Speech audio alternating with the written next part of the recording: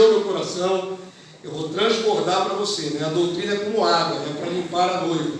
Então, abra a sua Bíblia lá em Atos dos Apóstolos, capítulo 12, verso 1. Vamos ler do verso 1 até o verso 18, que dá o contexto. É uma passagem das mais magníficas ali do livro de Atos, né?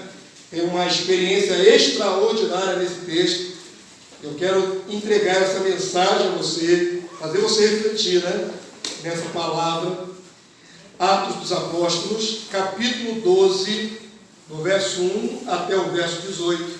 Vamos procurar ler todo o texto para dar o contexto, tá bom? Depois nós fazemos as aplicações.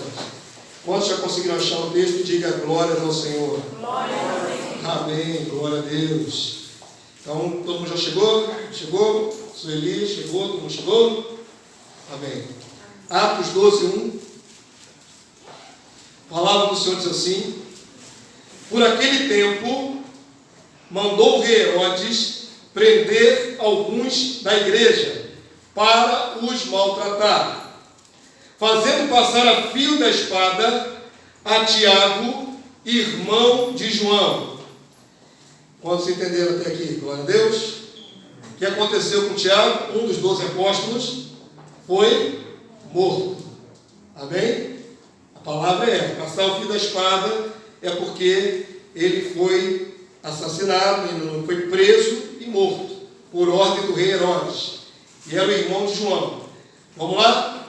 Não é o Tiago, irmão de Jesus, que ficou presidindo a igreja de Jerusalém. É o Tiago, irmão de João. O outro Tiago, Tiago menor, não é isso que se diz? Verso 3, irmãos. Vamos lá? Vendo ser isto agradável aos judeus, prosseguiu, prendendo também a Pedro. Quem morreu, irmãos? Tiago, um dos 12 apóstolos. E agora quem está preso? Pedro, um dos 12 apóstolos, né? Os apóstolos originários. E a palavra de Deus diz: e eram os dias dos pães asmos, tempo da celebração da Páscoa. Verso 4: tendo feito prender, lançou no cárcere, entregando a 4 escoltas de 4 soldados cada uma. Quantos soldados dá isso aí, irmãos? 16. Em turnos, né? Provavelmente 4 em 4. 16 soldados para tomar conta de quem? De Pedro. Preso na concepção de Herodes, muito importante, né? Se fosse hoje, tipo assim, um Fernandinho Beiramar, de alta periculosidade. Tanto soldado prendeu um homem. E você vai ver que o negócio é mais estreito ainda. Vamos lá, vamos seguir o texto adiante. Verso 5. Pedro, pois, estava guardado no cárcere, mas havia o que, igreja? Oração incessante a Deus por parte da igreja a favor dele. Verso 6. Quando Herodes estava para apresentá-lo, naquela mesma noite, Pedro dormia entre 2 soldados. Eu gostaria que a igreja lesse em voz alta agora. Acorrentado, o que, igreja? Com 2 cadeias e sentinelas à porta guardavam o cárcere. Você não é obrigado a saber, né, na sua mente, na sua projeção mental, essa imagem. Mas eu quero fazer você entender que esses soldados estavam do lado de dentro da cela, junto com um preso importante. Amém? E as cadeias ligavam Pedro aos soldados. Então ele deveria estar com grilhões de pés e mãos, presos aos soldados. Tem como escapar dessa situação, irmãos? Tem. Deus vai dar um escape a Pedro. Você conhece a história. Mas é interessante você ver os detalhes. E ainda tem 2 soldados do lado de fora do cárcere, daquela cela. Amém? Provavelmente 2 dentros, presos a Pedro pelos grilhões, segurando, né, a corrente que prendia Pedro, e 2 do lado de fora. São 4, né, 4 em cada escolta. Muito bem, o contexto é esse. O texto diz assim, verso 7. Eis, porém, que sobreveio um anjo do Senhor, e uma luz iluminou a prisão, e tocando ele o lado de Pedro, o despertou, dizendo: levanta-te depressa. Então as cadeias caíram-lhe das mãos. Pensa aí numa corrente grossa, prendendo as mãos de Pedro. O anjo chega, e agora eu quero que você imagine todos os detalhes, irmão. Como é que está Pedro nesse momento aí, irmão? Está preso, né, numa cadeia, num cárcere, cheio de soldado lá de fora, soldado lá de dentro, e preso pelas mãos com corrente, com cadeia. O anjo chega, acorda Pedro, ilumina a cela, e nenhum soldado viu nada. É muito sobrenatural essa situação aqui que nós vemos nessa palavra. Totalmente sobrenatural. Provavelmente o cárcere mal iluminado, né? Pensa que as masmorras da antiguidade eram tudo subterrâneas. Provavelmente um lugar escuro, mal iluminado, foi de noite. A luz de tocha, aquela luzinha fraca assim no cantinho. Um anjo chega naquela cena, ilumina o lugar e os soldados não viram nada. As correntes caíram nos braços de Pedro, soltaram-se. Quando as correntes caem, faz o que, irmão? Barulho. E os soldados não ouviram nada.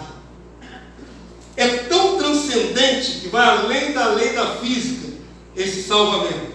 Completamente. É absurdo. Se fosse filmado, teria que ter efeitos especiais. Porque é um congelamento dos soldados, né? Como se estivessem paralisados, tivesse congelado o tempo, e só está se movimentando o anjo Pedro, dentro daquela cela. Olha para o contexto, volta lá no texto. Caiu as cadeias, onde eu estou no verso 7, né? Iluminou a prisão, tocando ele ao lado de Pedro, despertou, chamou Pedro, então as cadeias caíram das mãos. Verso 8. Disse-lhe o anjo: cinge-te e calça as sandálias. É uma fuga, no meio dos soldados, e ainda dá tempo de se vestir. Tá bom? Está vendo o tempo cronológico dessa fuga? Rapidinho, Pedro lá, ele estava dormindo, irmão, era de noite, madrugada. Está preso, não tem para onde ir. Agora Pedro tem que se recompor, colocar a roupa no corpo, botar a sandália no pé, isso enquanto o cenário está controlado por Deus. Compreende, irmão? Os soldados continuam ali, tanto dentro quanto fora. E Deus está controlando tudo isso. E ninguém está vendo nada. Avança para o texto aí, vamos lá. Verso 8, não, né? E assim o fez. Pedro se vestiu. Disse-lhe mais: põe a capa e me segue. Dá tempo de botar a capa? Dá tempo de botar a capa ainda. Pedro já está soltinho. Pedro já está agora vestido e está seguindo o anjo iluminado. Verso 9. Então, saindo, o seguia. Agora olha como é que foi tão extraordinário e sobrenatural. Quem quiser a palavra, igreja? Vamos lá? Não sabendo que era real o que se fazia por meio do anjo. Parecia-lhe então, antes, uma visão. Foi algo como um sonho, né? Sonhando acordado. Consegui imaginar, irmão? Pedro ali, no meio dos soldados, preso de mão, com corrente. O anjo vem, desperta ele, a corrente cai, faz barulho, ilumina a cela, e nada dos soldados despertaram. Se é que estavam dormindo. Deus controlou o sobrenatural ali, no mundo natural, né? O poder de Deus controlou ali a mente, o coração daqueles soldados. E Pedro está saindo. Mas o próprio Pedro não sabe que está sonhando, porque era algo noturno, algo tão extraordinário e inacreditável. E aí o texto está dizendo, verso 10: depois de terem passado a primeira e a segunda sentinela, passaram pelo soldado, o anjo e Pedro, caminhando. O texto diz: chegaram ao portão de ferro que dava para a cidade. Agora imagina um portão de cadeia, irmão. É um portãozinho frágil? Não. É um portão pesado de ferro, que é para deixar os presos bem presos, né? Para não ser fácil a fuga. Mas com o poder de Deus, quando ele chega, o portão se abre automaticamente. Ó. Automaticamente. O texto diz: o qual se lhe abriu automaticamente. Não precisou tocar em nada. O portão foi se abrindo. E saindo, enveredaram por meio de uma rua. E logo adiante, o anjo se apartou dele. Então Pedro, caindo em si, disse: agora sei verdadeiramente que o Senhor enviou o seu anjo e me livrou das mãos de Herodes e de toda a expectativa do povo judaico. Verso 12. Considerando ele ainda a sua situação, que foi tão extraordinária, Pedro ainda está pensando. Considerando ainda a sua situação, resolveu ir à casa de Maria, mãe de João, cognominado Marcos, onde muitas pessoas estavam congregadas e oravam. O que a igreja fazia continuamente? Igreja, essa hora da noite, estava clamando. Um grande líder da igreja foi preso. Pedro, o cabeça inicial da igreja, foi preso. A igreja não parou de clamar. Amém? Segue aí o texto, verso 13. Quando ele bateu ao pórtico do portão, veio uma criada chamada Rode ver quem era. Reconhecendo a voz de Pedro, tão alegre ficou que nem o fez entrar, mas voltou correndo para anunciar que Pedro estava junto ao portão. Essa cena deve ser extraordinária. Ela dá de cara com Pedro, ninguém está esperando, porque ele está orando. Pedro está preso lá, num lugar muito seguro. Agora Pedro está ali solto. Ela nem sequer bota Pedro para dentro. Ela sai correndo para anunciar. Ela fica tão extasiada que sai correndo. E o texto sai dizendo, verso 15, né? 15. Eles disseram: estás louca? Ela, porém, persistia em afirmar que assim era. Então disseram: é o seu anjo. Foi mais fácil acreditar que era um anjo do que era o próprio Pedro. Que era impossível Pedro estar ali naquela hora. E a palavra de Deus diz, entretanto, Pedro continuava batendo. Pedro não entrou na casa, irmão. A empregada voltou, entrou e deixou o Pedro lá de fora. Pedro está batendo, só eu para fora, precisa entrar. Pedro continuava batendo. Então, eles abriram, viram-no e ficaram atônitos. Ele, porém, fazendo-lhe sinal com a mão para que se calassem, contou-lhes como o Senhor o tirara da prisão e acrescentou: anunciar isto a Tiago e aos irmãos. E saindo, retirou-se para outro lugar.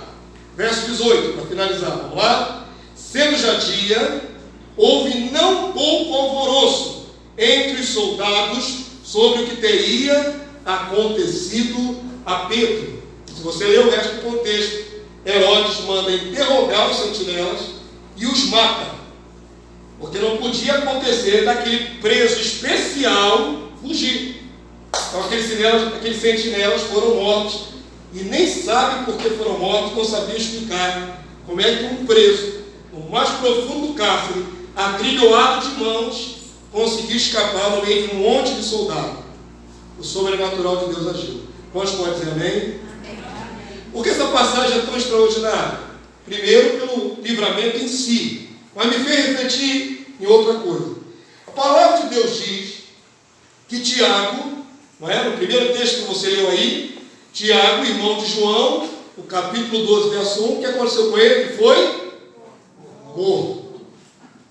Amém? E eu fiz vocês dizerem, para se situar, que Tiago era um dos 12 apóstolos.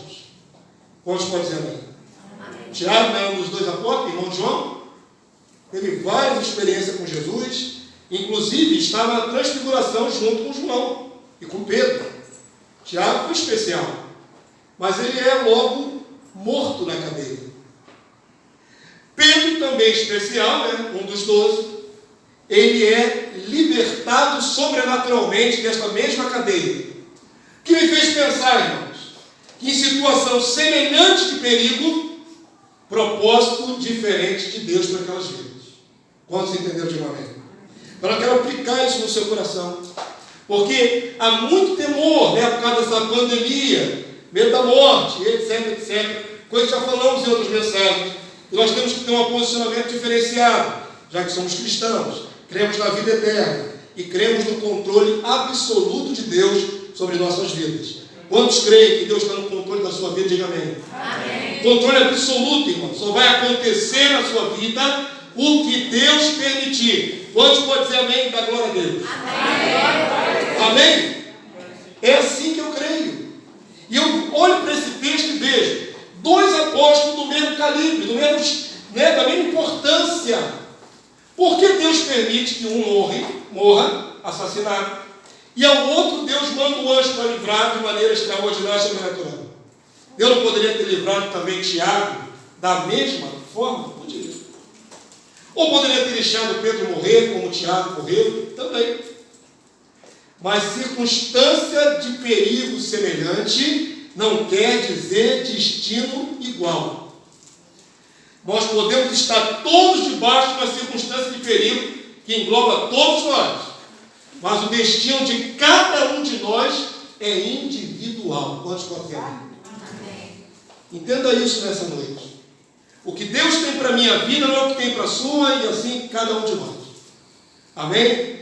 A pandemia pode até se arrastar mais algum tempo, eu creio que não, já está declinando, mas independente que ela continue ou não, o que define o meu destino, o seu destino, é a absoluta vontade de Deus. Deus tem propósitos com a nossa vida. Amém? Quer na vida, quer na morte, nós vivemos e morremos para a glória de Deus. Quantos compreendem assim? A minha vida tem que ser para a glória de Deus. E se tiver que sair da terra por um tempo, até a volta de Jesus, também será para a glória de Deus. Sempre para a glória de Deus.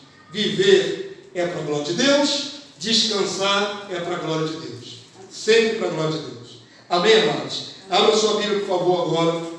Evangelho de João, capítulo 21, verso 19.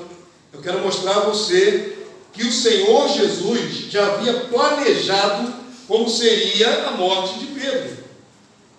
E não era naquela hora na cadeia.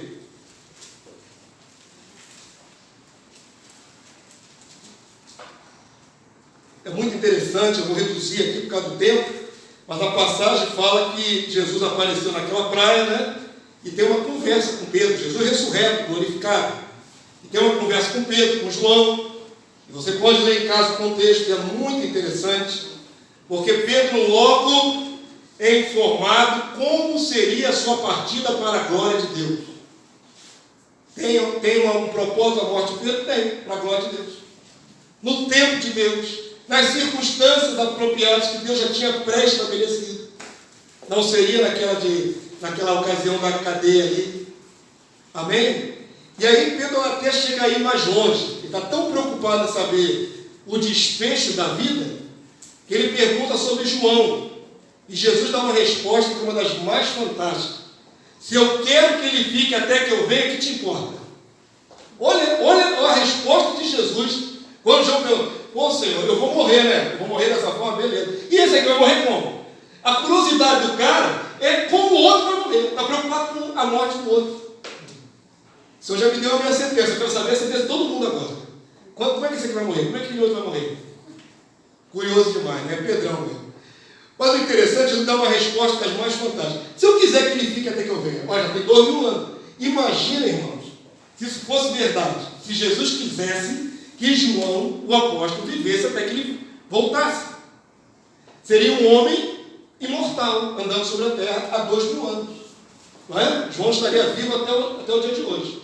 Mas Jesus disse aquilo para dar chega para lá em Pedro, está muito curioso para saber a morte dos outros. A morte dele ele sabia. O texto diz aí, João 21, 19. No verso 18, deixa eu abrir aqui, que eu abri só uma parte do texto. João, capítulo 21, verso 18.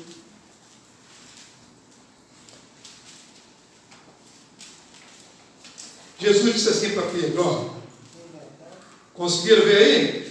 Em verdade te digo, que está falando a Jesus, glorificado, conversando com Pedro naquela praia, que quando eras mais moço, tu se cingias a si mesmo e andavas por onde querias.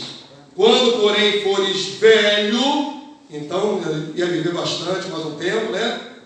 Estenderás as mãos e o outro te cingirá e te levará para onde não queres. Ele seria preso, né? Ele perderia a liberdade, não só essa questão dele se vestir sozinho, mas ele seria conduzido.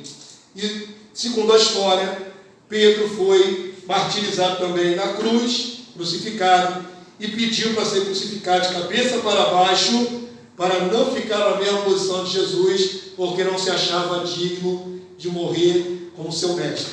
Amém? Mas a palavra de Deus, imagina se você recebesse de Jesus, pelo menos uma dica de quando e como você iria morrer. Provando esse texto, não é? Nós vamos ler agora o verso 19, obrigado. 21, capítulo, verso 19. Vamos lá? Disse isto, vamos lá, igreja, para significar com que gênero de morte Pedro havia de glorificar a Deus. Depois de assim falar, acrescentou-lhe: segue. Pedro agora já sabe que a sua morte será para a glória de Deus. Amém, irmãos? A nossa vida é para a glória de Deus. A nossa morte também é para a glória de Deus. E aqui deixa bem claro a soberania do Altíssimo, Ele que define quando e em que circunstâncias nós havemos de passar. Se é que vamos passar, porque a volta de Jesus está tão próxima que talvez todos nós, ou a maioria de nós, não vai passar, não vai conhecer a morte, porque Jesus já está descendo do céu dentro de pouco tempo. Quantos podem dizer amém? Quantos creem nisso, né? Quantos creem nisso? Quer durmamos, quer estejamos vivos, não tem importância. A volta de Jesus está próxima. Então, se alguém dormir agora, vai acordar daqui a poucos anos, irmãos. Vai se levantar de novo daqui a muito poucos anos. Amém? Abra agora, por favor, em Romanos, capítulo 14, verso 7. Romanos 14, verso 7 até o verso 8. Nossa vida pertence a Deus e cabe a nós vivê-la para glorificá-lo. Nós temos que viver para a glória dele. Romanos 14, verso 7. Romanos 14, verso 7 e verso 8. Quantos já conseguiram achar? Amém? Amém? Romanos 14, verso 7 e verso 8. Eu gostaria que você lesse. Eu pedi para que vocês lessem, porque quando você expressa a palavra, você ouvindo a sua própria voz, fixa mais. Se você for passivo, só ouvindo a minha, o seu cérebro trabalha de uma maneira. Se você é ativo falando a palavra, você ouve e fala. Duas ações. Compreenderam? Então, quando eu peço para você ler, é para ter o benefício. Não é para que eu possa ouvir melhor, não. É para que você se beneficie. Então, vamos ler juntos, irmãos? Romanos 14, 7. Vamos lá? Porque nenhum de nós vive para si mesmo, nem morre para si. Porque se vivemos para o Senhor, vivemos. Se morremos para o Senhor, morremos. Quer pois vivamos ou morramos, somos do Senhor. Quantos podem dizer amém? Amém, comissão? A nossa compra, né? O Senhor nos comprou com o seu sangue e passamos a ser propriedade exclusiva do Pai. Então nossa vida não nos pertence mais. Somos completamente do Senhor. Ele faz na minha vida o que Ele quiser, Ele leva na hora que Ele quiser, não é? Todos sabem que o pastor de vocês quase foi há um mês e pouco atrás. Quase fui na boca do gol, irmão. Irmão, ele está debaixo, você que está rindo. Ó. Eu tive na boca assim do gol, assim, pertinho assim do gol. Eu estava quase indo. Minha esposa que sabe, coitada, que viu. Misericórdia, né? Misericórdia não, irmão. Morrendo de ser louco. Deixa eu falar uma coisa com vocês. Pastor de vocês, eu, né? Ah, pastor, obcecado por esse assunto. Não. Eu acho que a igreja tem que ser preparada para isso. Eu não faço isso porque eu sou mórbido. Eu faço isso porque você, como cristão, tem que ter um posicionamento diferenciado sobre a passagem. A palavra de Deus diz: bem-aventurado aqueles que agora morrem no Senhor, porque as suas obras o seguem. É continuidade da vida. Deixa eu falar uma coisa com você. Esta vida que você está vivendo até agora, né? Irmão Felipe completou mais um ano, alguns irmãos completaram mais um ano. Isso não é nada é a menor parcela da sua existência. Quantos podem dizer? Essa vida que agora eu vivo é a menor parcela, irmão. Porque o que vem depois desta vida se chama vida eterna. Sem fim. Amém? Compreenderam? Então vamos imaginar que tudo que nós estamos vivendo aqui agora não é nem 10% do que nós vamos viver para sempre. Vamos imaginar que aqui essa vidinha nossa, aqui com dores, com dificuldade, com luta, com sofrimento, com enfermidade, é 10%. Os outros 90% é depois de glorificado, irmão. É depois de imortalizado. A nossa existência é enorme. É para sempre. Quantos podem dizer amém? Então por que nós nos agarramos tanto a essa existência? Porque é a única que nós conhecemos. O homem teme aquilo que não conhece. Então o pastor estuda bastante esse assunto, me preparo para falar a você, te tranquilizar. Amém? Comprei um livro aí da quarentena chamado Paraíso, de um alemão lá. Consegui comprar esse livro, levou um tempo para chegar lá em casa, mas li todo ele, todas as formas de paraíso que já foram criadas pelas culturas, pelas religiões. Interessante o livro. Mas tudo isso por quê? Essa pesquisa sobre o paraíso, que é pouco falado na Bíblia, né? Poucas informações, deixa a gente com aquela lacuna, com aquela dúvida. Então a gente não anseia pelo paraíso, mas deveria ansiar, irmãos, falando diante do meu Deus. Sabe? Ontem nós estávamos lá com o Luquinhas, imediatamente veio a imagem da nossa irmã Márcia. Existia alguém aqui mais assim, digamos, vivo do que a irmã Márcia? Não, Márcia era uma figura viva, presente. Ela fazia diferença quando chegava no ambiente. Não é isso? Não estou superexaltando. Ela era tão estridente, ela era tão saltitante, que ela era vida em pessoa.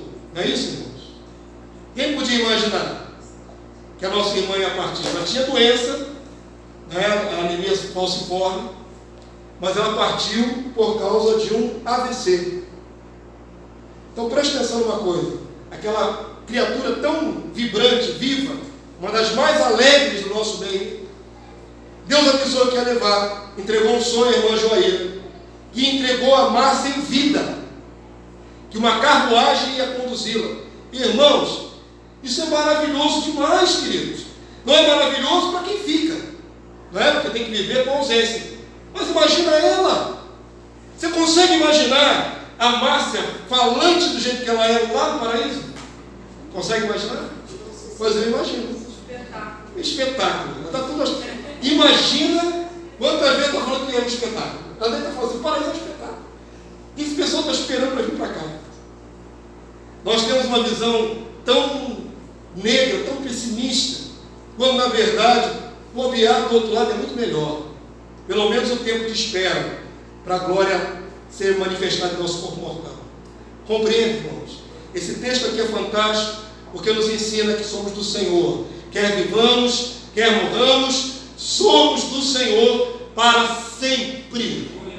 Eu e você somos do Senhor para sempre. Não interessa, quer na vida, quer na morte. Não interessa, quer nesse momento que nós estamos agora, quer no próximo. Se Deus quiser, muitos de nós não vão nem passar por essa experiência e vão ser glorificados vivos. Amém? Diga assim comigo, o melhor está por vir. Amém? O melhor está vindo aí, irmão. Cristão não pode ter a mesma perspectiva daquele que não tem esperança em nada. A nossa perspectiva é maravilhosa. O futuro para nós é maravilhoso. É corpo glorificado, é vida com Cristo, é reinando sobre as nações. Eu só penso nisso. A âncora da minha alma não está nessa minha existência pequena e cheia de dores de agora. A âncora da minha alma está lá no milênio. A âncora da minha alma está lá no reino eterno, quando eu estiver glorificado reinando com Cristo. Ali eu posto minha mente, meus olhos, minha confiança, minha esperança. Amém? Se eu olhar para as circunstâncias, eu fico triste. E é muito interessante que a nossa irmã Luane, pelo Espírito, falou da tristeza, né? Que é inerente ao ser humano. Sentimento. Nós temos 1000 sentimentos. Na última mensagem que eu falei, não foi na mensagem não, foi uma das pregações que a semana eu tive na casa de vários irmãos. Uma das pregações eu falei, o sentimento é um problema muito sério. Porque nós nos sentimos de tantas maneiras, e a maioria delas nos joga para baixo. Eu falei hoje pela casa do irmão Anderson. Falei sobre o sentimento que nos amedronta. Por exemplo, na minha casa tem uma laje. Sobre a laje passam alguns gatos da carambola, caramboleira. A carambola, né? Cai carambola o tempo todo lá na minha casa. De noite, irmão, no escuro, se você deixar os seus sentimentos tomarem conta, quando bate a carambola na laje, faz um barulho, irmão. Se deixar a mente viajar, você vai dizer, ih, meu Deus, pulou alguém aqui em casa. Deve ser um ladrão. A mente projeta coisas que não existem. A gente começa a ficar angustiado, começa a ficar com medo de uma carambola que bateu na laje. Eu já sei que é carambola, eu falo para minha mente, deixa de bobagem, tem ninguém pulando aí, é só uma carambola. Nossos sentimentos atrapalham a percepção da realidade. Amém, amados? Nossos sentimentos jogam contra. A verdade é uma só. Somos do Senhor. Quer vivamos, quer morramos, somos do Senhor. Quantos podem dizer amém? Amém. Quantos podem glorificar o Senhor? Amém, amado de Deus? Quero que você abra por último aí em 1 Coríntios capítulo 15. Nós temos que parar de ser guiado pelo sentimento. O sentimento nos engana. O coração do homem é corrupto. E quando nós estamos doentes, ou a proximidade da doença, deixa a gente paranoico. Uma das coisas que eu coloquei nessa pastoral aí, existe hoje uma xenocoronafobia. E as pessoas com medo do ser humano. Isso acontece, hoje mesmo, fui comprar pão, uma senhora atravessou a rua quando me viu. É assim, irmãos. As pessoas estão com medo umas das outras. Não é? Não pode ser assim.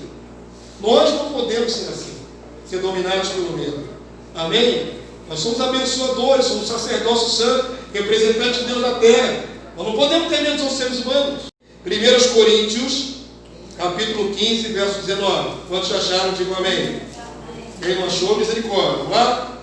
Quero mostrar a você que o melhor ainda está por vir. Nós não vivenciamos ainda o que havemos de ser, né?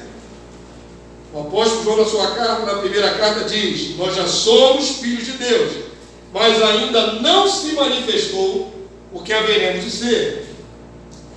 1 Coríntios, capítulo 15, 19, até o verso 22, e assim encerramos essa nossa meditação. Quantos podem ler com o pastor em voz alta? Vamos lá? Se a nossa esperança em Cristo se limita apenas a esta vida, somos os mais infelizes de todos os homens. Por que Paulo fala assim dessa maneira? Porque Paulo tem a perspectiva.